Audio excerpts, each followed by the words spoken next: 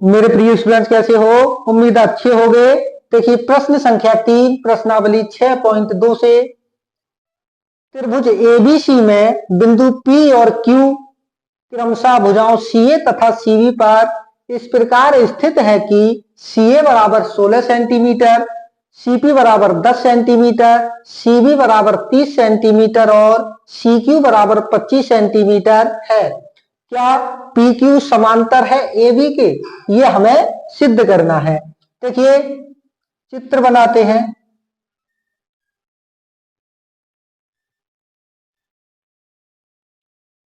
ये हमारा त्रिभुज हो गया। त्रिभुज है क्या? ABC। तो देखो ABC त्रिभुज है, ABC ये हमारा त्रिभुज हो गया। अब इस त्रिभुज पर, इस त्रिभुज की PQ CA तथा CV पर, CA तथा CV पर दो बिंदु PQ स्थित है।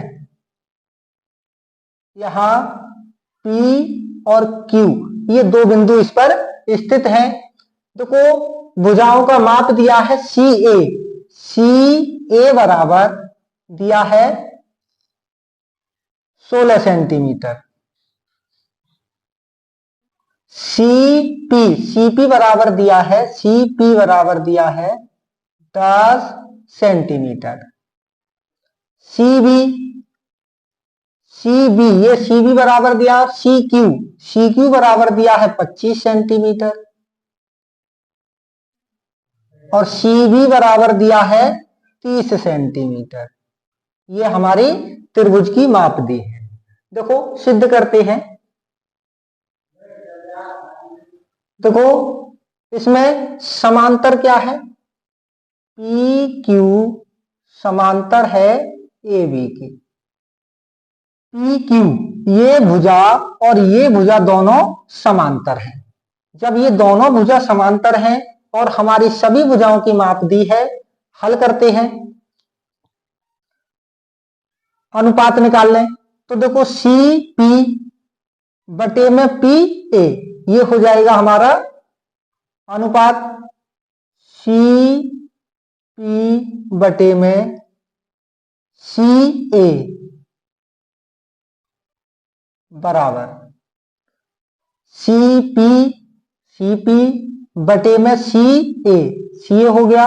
अब इनका देखो मान दिया है, CP दिया है हमारा 10 सेंटीमीटर बटे C और CA दिया है हमारा 16 सेंटीमीटर।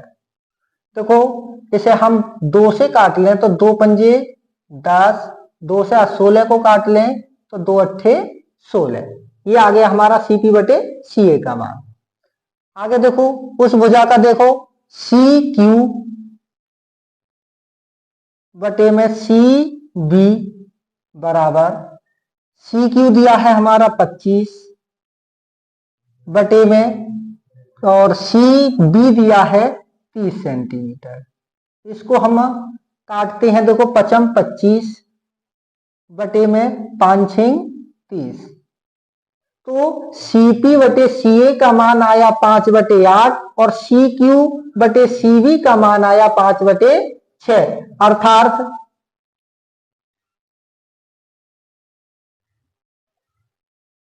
CP बटे CA बराबर CQ बटे CB। दोनों के मान बराबर नहीं है तो CP बटे CA बराबर नहीं है CQ बटे CV के। तब PQ समांतर नहीं होगा AB के। तो यहां लिखेंगे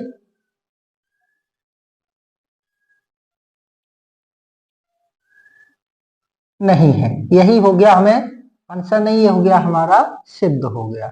इति सिद्धम, यही हमें सिद्ध करना था।